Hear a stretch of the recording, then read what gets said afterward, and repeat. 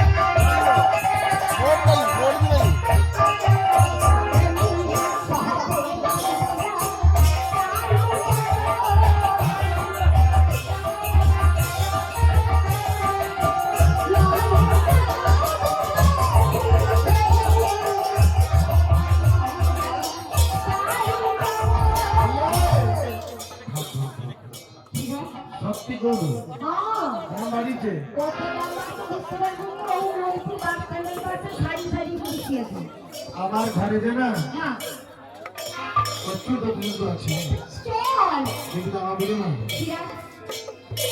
কি করে করো আমার যাবো না কি হয়েছে? কি হয়েছে জানো? টিভি দেখা সিরিয়াল দেখা কমে যাবে তাই তো?